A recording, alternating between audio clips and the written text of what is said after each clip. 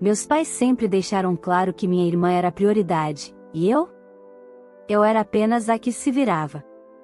Aos 18 anos, saí de casa sem olhar para trás, e por anos, mal tive contato com eles. Mas tudo mudou quando descobriram que eu estava conseguindo me estabilizar, comprei um carro, um apartamento simples, e foi aí que vieram as cobranças. Exigiram que eu bancasse a faculdade da minha irmã, desse um carro para ela e ainda enviasse dinheiro todo mês. Quando neguei, me processaram. Mas o que eles não sabiam é quem eu tinha me tornado. E no dia da audiência, ao me ver, o juiz soltou uma frase que fez minha família entrar em choque e se arrepender de tudo. Olá, seja bem-vindo ao canal Histórias Surpreendentes, curta e se inscreva nesse canal, aproveite e ative as notificações. Comente aqui de qual cidade você está assistindo, vou adorar saber e deixar um coração no seu comentário. Desde que me lembro, eu era invisível dentro da minha própria casa. Crescer sob o mesmo teto que minha irmã significava viver à sombra de um pedestal que nunca me foi oferecido. Enquanto ela era elogiada até pelo desenho torto que fazia na escola, minhas conquistas eram ignoradas ou minimizadas. Se tirava nota alta, diziam que era obrigação. Se ajudava em casa, nenhuma obrigada eu recebia. Já a minha irmã, bastava sorrir para ser aclamada como um exemplo. Tudo girava em torno dela. Ao completar 18 anos, tomei a decisão mais difícil e, ao mesmo tempo, mais libertadora da minha vida: sair de casa. Não houve choro, não houve resistência. Pelo contrário, meus pais pareciam até aliviados com minha partida. Levei comigo apenas uma mala e a esperança de que, longe daquele ambiente, eu finalmente teria a chance de respirar, crescer e, quem sabe, me reconhecer como alguém com valor. Nos anos que se seguiram, mantive contato mínimo com eles. Datas comemorativas eram ignoradas, ligações eram raras, e quase sempre para pedir algo. Nunca uma palavra de saudade, nunca um como você está. Em silêncio, fui construindo minha jornada. Trabalhei duro, estudei à noite, enfrentei humilhações e portas fechadas, mas nunca deixei de acreditar que eu poderia, sim, alcançar algo maior. Pouco a pouco, fui progredindo. Consegui meu apartamento financiado, um carro usado, e a tão sonhada estabilidade. Nada de luxo, mas tudo conquistado com esforço e dignidade.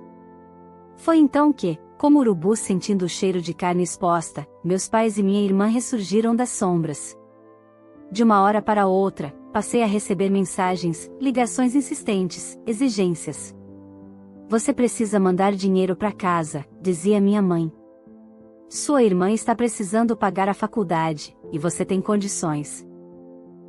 E ela também precisa de um carro. Por que você não dá o seu para ela e compra outro melhor? Eu ouvi tudo isso com um nó na garganta. Durante anos fui tratada como um peso. E agora, só porque eu finalmente estava em pé, era minha obrigação sustentá-los? Quando recusei, vieram as acusações: você é ingrata, filha desnaturada, você tem obrigação moral e familiar de nos ajudar. Até meu pai, que mal falava comigo, passou a enviar áudios furiosos, como se meu progresso fosse um insulto pessoal. Doeu. Doeu mais do que eu esperava. Mas eu permaneci firme. Eu não devia nada a quem nunca me deu amor, apoio ou respeito. Foi então que veio o golpe mais baixo. Eles entraram com um processo judicial contra mim. Disseram que eu os abandonara, que minha irmã precisava de ajuda, que era inadmissível que uma filha se recusasse a sustentar a família. Aquilo me abalou. O processo foi uma punhalada. Era como se toda a dor que me causaram ao longo dos anos ganhasse uma nova camada de crueldade. Mas o destino, esse sim, tem um senso de justiça peculiar. No dia da primeira audiência, entrei na sala do tribunal vestida com meu terno preto, salto firme e postura segura. Quando o juiz olhou para mim, seus olhos se arregalaram. Ele se levantou e disse com um sorriso surpreso: "Olá, meritíssima. Que honra tê-la conosco." Naquele instante, o mundo pareceu parar. Meus pais e minha irmã estavam ali, sentados do outro lado, com expressões de choque. Eles não sabiam. Eles não imaginavam. A filha rejeitada, esquecida, a que eles desprezaram e menosprezaram por tantos anos, agora era uma das juízas mais respeitadas do estado. E, a partir daquele momento, eles descobririam da forma mais amarga que a vida cobra, e que o desprezo tem um preço alto. Crescer em uma casa onde o amor tem endereço fixo é como viver na sala ao lado de uma festa onde você nunca é convidada a entrar. Desde pequena, percebi que havia algo errado. Eu via as outras crianças sendo abraçadas, ouvidas, elogiadas, enquanto eu, mesmo com o coração cheio de vontades, aprendia cedo a calar. Minha irmã, 2 anos mais nova que eu, era o centro de tudo. A princesa. A protegida. A queridinha. Quando ela chorava, minha mãe corria. Quando eu chorava, diziam que era drama. Quando ela se recusava a comer, preparavam outro prato com o que ela gostava. Quando eu fazia o mesmo, ouvia que estava sendo ingrata. No Natal, os presentes dela vinham embrulhados com laços coloridos, enquanto o meu, se vinha, era genérico, comprado às pressas. No meu aniversário, às vezes nem bolo havia. Mas para ela, tinha decoração, convidados, até lembrancinha. Na escola, eu me esforçava para tirar boas notas, e conseguia. Mas quando mostrava o boletim, meu pai só dizia, é sua obrigação. Já quando minha irmã passava raspando com média vermelha, ganhava pizza e elogios. Ela tentou, tadinha. O importante é o esforço, diziam. Essa diferença de tratamento não foi uma fase. Era uma regra silenciosa. Aos poucos, fui aprendendo a não esperar nada. A não contar sobre minhas conquistas. A esconder minha tristeza e engolir meus sentimentos. Tentei, por muito tempo, conquistar aquele afeto. Me esforçava em casa, fazia tudo para agradar. Achava que, se eu fosse perfeita, eles finalmente me enxergariam. Mas a verdade é que, para eles, eu sempre fui a sombra que atrapalhava o brilho da filha favorita. Durante a adolescência, essa indiferença virou frieza. Eu me recordo nitidamente de um dia em que adoeci. Estava com febre alta e calafrios. Fui até a sala pedir ajuda, mas minha mãe estava penteando o cabelo da minha irmã para a apresentação da escola. Ela olhou para mim e disse, toma um remédio e vai deitar. Não atrapalha agora. Foi ali que entendi que, se eu quisesse sobreviver, teria que cuidar de mim. Sem apoio. Sem colo. Sem aplausos. Com 16 anos, comecei a trabalhar em uma papelaria no centro. Guardava cada centavo. Meu sonho era fazer faculdade, mas sabia que, se dependesse deles, jamais teria essa chance. Toda vez que mencionava isso, minha mãe dizia, faculdade é só para quem tem cabeça. Sua irmã sim, talvez, você devia pensar em arrumar um bom marido. Essas palavras queimavam. Não por serem duras, mas porque vinham recheadas de certeza. Eles realmente acreditavam nisso. Quando completei 18, decidi sair de casa. Não foi fácil. Meus pais não fizeram escândalo. Na verdade, quase ignoraram. Se quer ir, vá, disse meu pai com o jornal nas mãos.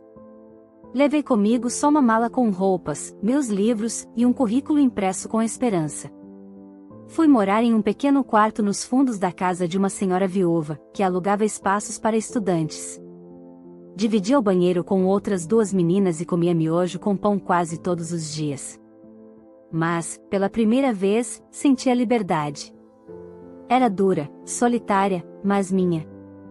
E mesmo na dificuldade, comecei a florescer. Estudava para concursos públicos, fazia cursos gratuitos, lia até tarde da noite. Trabalhava como recepcionista durante o dia, e limpava uma clínica aos sábados. Ainda assim, cada pequeno avanço meu me dava ânimo. Enquanto isso, minha família seguia sua vida sem mim. Às vezes eu mandava uma mensagem, uma foto, raramente respondiam. Quando respondiam, era seco, frio.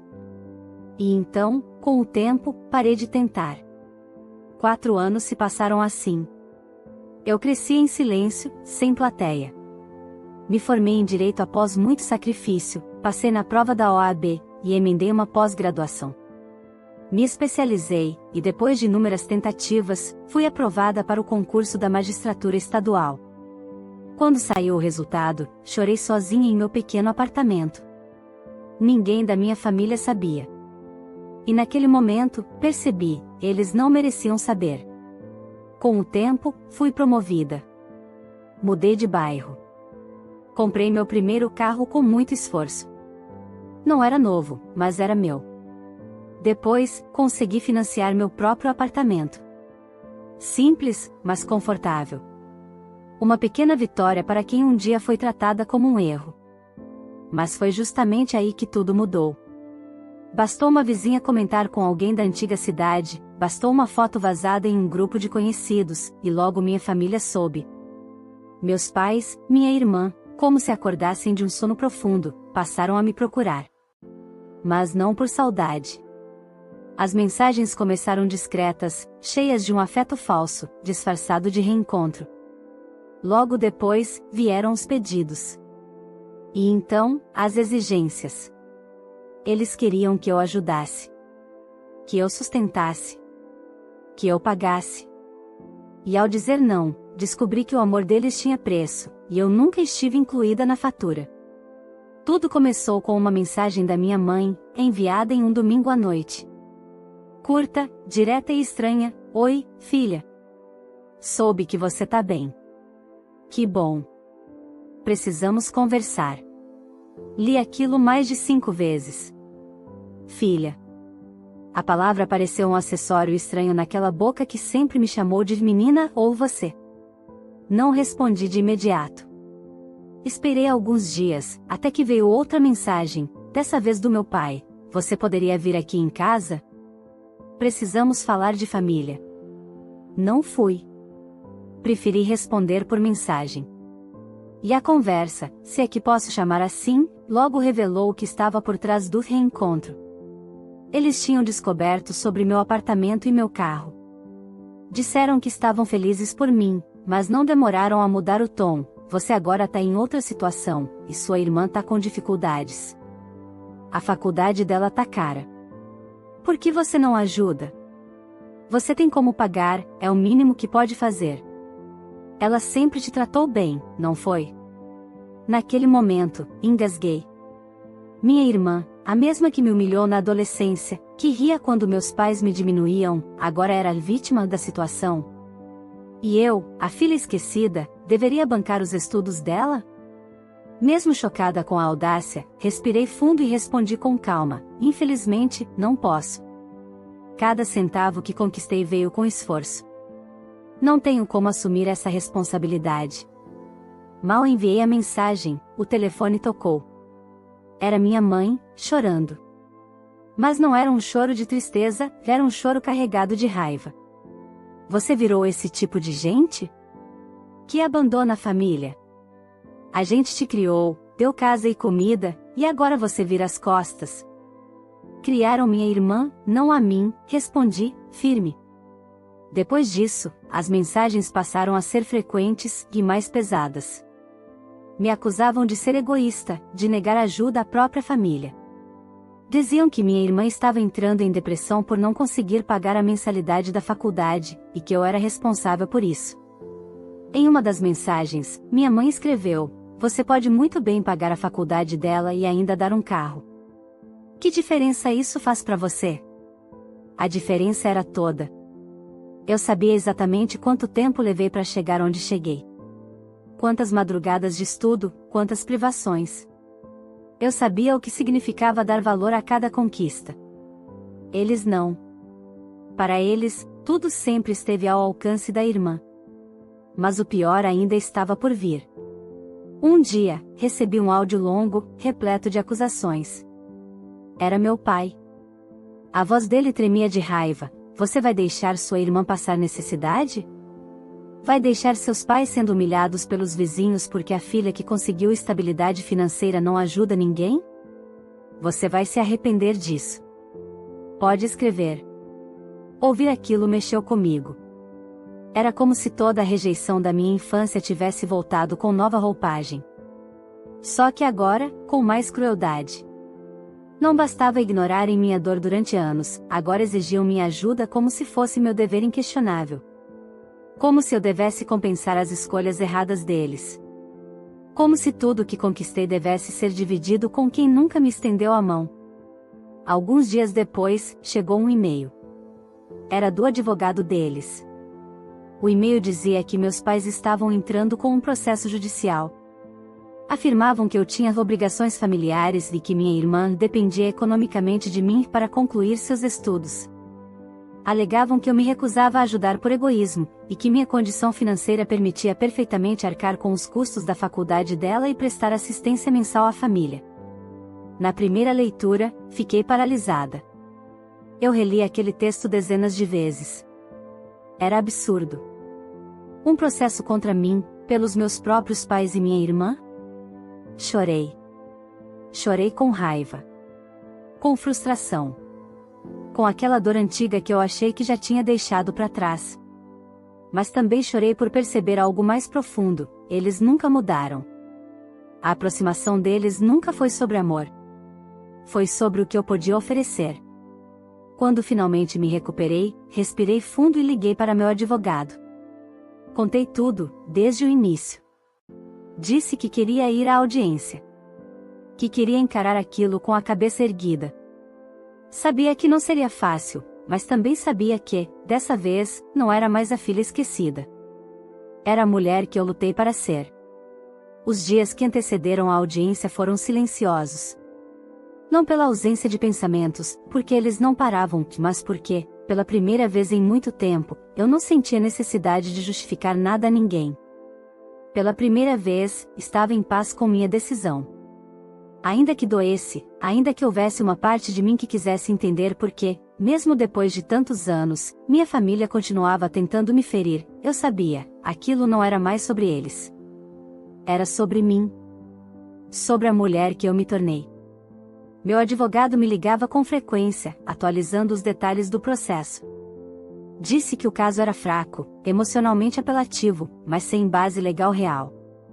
Mesmo assim, os autores pareciam confiantes. Tinham esperança de que, exposta, eu cederia. Que recuaria diante da pressão. Eles não sabiam quem eu era hoje. No dia da audiência, vesti um terno escuro, discreto, mas elegante. Prendi o cabelo em um coque baixo, calcei meu salto médio e respirei fundo. Não sentia raiva. Sentia firmeza. Como se a menina calada que morou por tanto tempo dentro de mim estivesse finalmente pronta para se levantar. Cheguei cedo ao fórum. Fui direto à sala reservada, onde aguardava minha convocação. Enquanto isso, do outro lado, meus pais e minha irmã já estavam presentes. Vi seus nomes na lista de presença. Não sabiam que eu estava no mesmo prédio, a poucos metros de distância. Não sabiam que não apenas a filha que eles tanto menosprezaram iria aparecer, mas que ela estaria ali em uma posição que jamais poderiam imaginar. Pouco antes da audiência, fui chamada por uma funcionária que, ao me ver, sorriu e disse: "Bom dia, doutora. Já estão prontos para recebê-la." Caminhei pelo corredor como tantas outras vezes. Já havia participado de incontáveis audiências, lidado com casos delicados, decisões difíceis. Mas essa era diferente. Essa era minha história. Minha ferida. Minha prova. Quando entrei na sala, vi meus pais sentados lado a lado, minha irmã com os olhos grudados no celular. Meu pai parecia inquieto, tamborilando os dedos na mesa. Minha mãe ajeitava compulsivamente a alça da bolsa. Nenhum deles me notou de imediato. Até que o juiz titular do caso entrou. Era um colega antigo, alguém com quem já havia dividido muitas trocas profissionais. Ao me ver, estacou. E, num rompante de surpresa genuína, abriu um sorriso largo. "Mas veja só quem está aqui. Meritíssima, que honra tê-la conosco hoje." O tempo parou. A sala, que antes era tomada por murmúrios e movimentos dispersos, ficou em absoluto silêncio. Os olhos do meu pai se arregalaram. Minha mãe empalideceu. Minha irmã largou o celular, lentamente, como se o aparelho estivesse derretendo em sua mão. "Por favor, fiquem à vontade." Imagino que estejam surpresos, mas é uma presença muito bem-vinda, disse o juiz, ainda sorrindo. A funcionária confirmou com um aceno: sim, Excelência. A doutora está aqui como parte da defesa. Já estava tudo alinhado. Sentei-me com elegância ao lado do meu advogado. Mantive o queixo erguido, as mãos calmas sobre a mesa. Não olhei diretamente para eles, mas sentia seus olhares como agulhas queimando minha pele. A sessão não havia começado, mas o julgamento deles já havia sido feito, por eles mesmos. O juiz olhou para o processo, depois para os autores, e por fim para mim. Confesso que estou surpreso com o teor desse processo. Mas vamos ouvi-los com atenção. Afinal, todos merecem voz. Foi então que minha mãe tentou falar, mas a voz falhou. Meu pai ficou em silêncio, olhando fixamente para mim. Minha irmã, por sua vez, abaixou a cabeça. A arrogância com que haviam enviado mensagens, feito exigências, estava desaparecendo diante da realidade. A filha que eles desprezaram era agora uma autoridade diante deles. O juiz, educado como sempre, conduziu a sessão de forma imparcial. Mas era impossível ignorar o constrangimento no ar. A forma como meus pais tremiam ao serem questionados. As tentativas confusas de justificar o pedido. As respostas evasivas da minha irmã, tentando parecer mais frágil do que de fato era. Eu falei pouco. Meu advogado conduziu tudo com firmeza, amparado por fatos, provas e argumentos claros. Mas quando tive a chance de me pronunciar, fiz questão de olhar diretamente para eles. Não se trata de dinheiro. Se trata de respeito. De dignidade. De entender que amor não se exige com ameaças nem com processos. Eles não estão aqui por necessidade, estão aqui por hábito.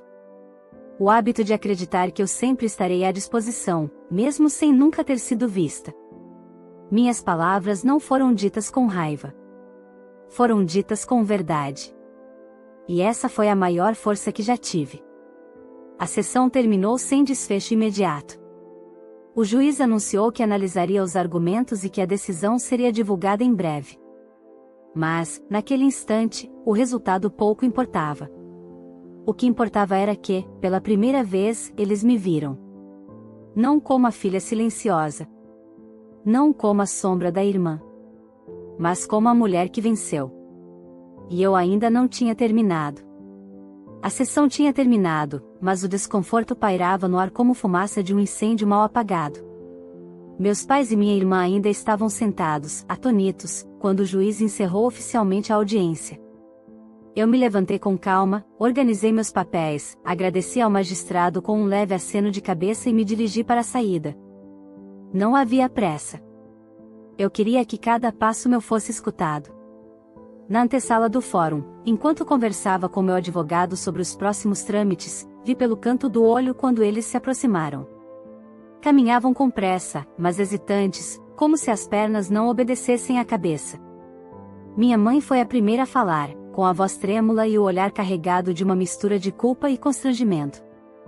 Filha, nós não sabíamos. Não sabiam o quê? Perguntei, sem desviar o olhar. Que eu tinha me tornado alguém? Meu pai pigarreou. A arrogância com que gravava áudios me acusando agora parecia ter evaporado. Isso tudo foi um mal-entendido. Não era para ir tão longe, talvez tenhamos exagerado. Minha irmã, por sua vez, manteve-se em silêncio, com os olhos vermelhos e a postura abatida. Pela primeira vez, parecia perceber que o mundo não girava ao redor dela. Minha mãe, em tom suplicante, completou: a gente quer desistir do processo. Pedimos pro nosso advogado cancelar tudo. Não queremos brigar com você. Isso não faz mais sentido agora. Aquilo me atingiu em cheio. Não pela tentativa de desistência, mas pelo motivo. Eles não desistiam por arrependimento. Desistiam por medo de perder. Só agora, ao descobrirem quem eu era, se deram conta do quanto estavam em desvantagem. Mas até ali, quando achavam que eu era apenas alguém com condições, estavam dispostos a me arrastar para o tribunal como se eu fosse uma estranha qualquer. E agora, que sabiam que eu era uma juíza reconhecida, queriam encerrar tudo como se nada tivesse acontecido? Interessante, respondi, com calma. Vocês me atacaram, me acusaram, me apontaram como alguém egoísta e insensível. Deram entrada em um processo, mobilizaram um advogado, prepararam documentos, e agora, querem simplesmente parar? É que, agora tudo mudou, filha, disse meu pai, tentando sorrir. Mudou para quem? Perguntei. Houve silêncio. Aquele tipo de silêncio que grita. Vocês começaram. Vocês me procuraram, fizeram exigências, me pressionaram, e quando eu disse não, me processaram. E agora, só porque descobriram quem me tornei, querem desistir? Agora querem fingir que não aconteceu? Não. Agora vamos até o final.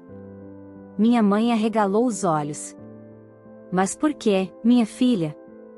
Vai mesmo levar isso adiante contra sua própria família? Família, retruquei.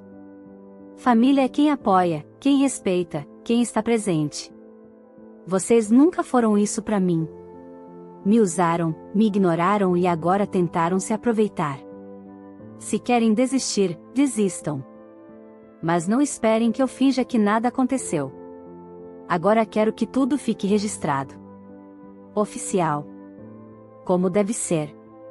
Eles não esperavam por isso. Achavam que me intimidariam com a culpa, como fizeram durante toda a minha infância. Que, ao mencionar a palavra família, eu recuaria. Mas aquela menina que pedia por afeto havia morrido faz tempo. No lugar dela, estava uma mulher consciente do próprio valor e da própria dor. Meu pai ainda tentou argumentar: você tem tanto poder agora, não precisa provar nada. Não precisa se rebaixar. Não é rebaixamento. É justiça. Algo que vocês nunca me deram. E agora vão ter a chance de ouvir dela. Virei as costas e segui meu caminho. Por mais difícil que fosse, eu sabia que precisava continuar. Não por vingança, mas por respeito a mim mesma. Durante toda a vida, me ensinaram que minha dor não importava, que minha voz não tinha espaço. Mas agora, ela ecoaria onde eles menos esperavam, no tribunal. Naquela noite, em casa, sentei no sofá com uma taça de vinho. Olhei ao redor do meu apartamento, simples, mas cheio de significado. Cada canto contava uma parte da minha história. Cada móvel era fruto do meu esforço. Não havia luxo, mas havia dignidade. Havia paz. Peguei o celular e olhei para as últimas mensagens que havia recebido deles antes da audiência. Todas exigindo. Todas cobrando. Nenhuma perguntando como eu estava. Apaguei uma a uma. Elas já não tinham mais lugar na minha vida. Me permiti lembrar da menina que chorava escondida no quarto. Que engolia o choro para não incomodar. Que estudava à luz da fresta da porta, porque a irmã dormia com a luz apagada. Aquela menina agora sorria dentro de mim. Porque, pela primeira vez, ela havia sido defendida. E ainda faltava o capítulo final. Foram semanas de espera. Dias em que a vida seguiu seu curso, mas com aquela sensação de algo suspenso no ar, como um ponto final que ainda não havia sido escrito. Meus pais e minha irmã permaneceram em silêncio desde o dia da audiência. Nenhuma nova mensagem, nenhum pedido. A tentativa de desistência informal que haviam feito no fórum não foi levada adiante juridicamente. O processo seguiu. E eu também. No fundo, eu sabia, eles não esperavam que a justiça os levasse a sério. Haviam entrado com aquela ação contando que eu me desesperaria, cederia à pressão emocional e abriria a carteira. Não contavam que eu enfrentaria. E muito menos, que eu os enfrentaria em pé de igualdade, ou melhor, em posição de superioridade moral, profissional e emocional. Na manhã em que a sentença foi publicada, meu advogado me ligou. Sua voz vinha carregada de entusiasmo contido. Saiu. A decisão é clara. Você venceu. Abri o documento digital com as mãos tremendo levemente. Não por medo, mas pela enormidade do que aquilo representava. Era mais do que uma vitória jurídica. Era uma reparação simbólica. Um resgate. Um grito que finalmente fora ouvido. A sentença dizia, com todas as letras, improcedente o pedido dos autores. O juiz reconheceu que não existia vínculo de dependência financeira legítimo, nem obrigação legal ou moral que justificasse a tentativa de obrigar uma filha a arcar com os custos de pais e irmã com quem não mantinha relação próxima. Mas o que me emocionou de verdade foi o trecho seguinte: a tentativa dos autores de constranger judicialmente a requerida, com base única em seu êxito profissional e financeiro, configura abuso de direito e intenção de obtenção de vantagem indevida, motivada por oportunismo, e não por necessidade real. Além de negar todos os pedidos, o juiz determinou que meus pais e minha irmã me pagassem uma indenização por danos morais. O valor não era astronômico, mas, para mim, era simbólico. Pela primeira vez, eles seriam obrigados a reconhecer que me causaram dor. Lembrei da menina sentada na escada do quintal, ouvindo risos vindos da sala onde ela não era bem-vinda. Lembrei dos aniversários esquecidos, dos jantares em silêncio, dos "você não é como sua irmã", dos olhares de desprezo, da solidão. Nenhuma indenização pagaria isso. Mas só o fato de ver tudo isso reconhecido, registrado, validado, já era suficiente. Naquela mesma semana, recebi uma notificação oficial de que o valor seria depositado em conta em até 30 dias.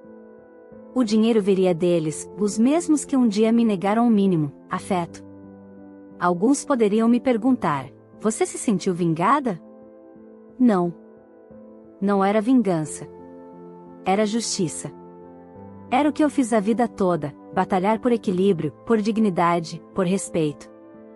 E naquela sala de audiência, onde tantas vidas são avaliadas diariamente, a minha também teve seu julgamento. E, pela primeira vez, fui ouvida. Um mês depois, vi o nome deles novamente, desta vez na comunicação do depósito judicial. Meus pais e minha irmã, juntos, haviam transferido o valor da indenização. Não havia carta. Não havia pedido de desculpas. Só o comprovante frio e silencioso. E mesmo assim, senti que algo se encerrava ali. Não desejei mal. Não desejei dor. Desejei distância. E segui. Usei parte daquele dinheiro para reformar uma biblioteca comunitária em um bairro carente. Comprei livros de direito, infantis, romances, revistas. Fiz questão de doar sem meu nome estampado. Aquilo não era sobre reconhecimento. Era sobre devolver ao mundo o que um dia me negaram, oportunidade. A última vez que soube algo sobre meus pais foi por uma conhecida em comum. Disse que eles estavam envergonhados, que poucos na família sabiam o que havia acontecido, e que a irmã havia trancado a faculdade temporariamente. Mas eu não procurei saber mais. Não por indiferença. Mas porque finalmente tinha entendido algo que levei anos para aceitar: não é meu dever consertar os buracos que eles cavaram com suas escolhas. A menina invisível, a jovem esquecida, a filha rejeitada, essa ficou no passado. Hoje, sou a mulher que construiu cada pedaço de si, mesmo quando ninguém acreditava. E que, ao final de tudo, entendeu que o silêncio de ontem não a impediu de ter voz hoje. E essa voz, agora, nunca mais será calada. Essa história tocou seu coração? Então deixe o seu like se você também acredita que cada mulher merece respeito e reconhecimento, mesmo quando a própria família não a valoriza. Inscreva-se no canal para não perder nenhuma das histórias emocionantes que trazemos aqui toda semana. E me conta nos comentários: você teria feito o mesmo que essa filha fez? Teria levado o processo até o fim ou teria desistido? Quero muito saber sua opinião. Aproveita e comenta também de qual cidade você está assistindo esse vídeo, vou adorar deixar um coração especial no seu comentário. Ah, e se essa história te tocou, compartilha com alguém que precisa ouvir isso hoje. Às vezes, uma história pode abrir os olhos de quem mais precisa. Até o próximo vídeo.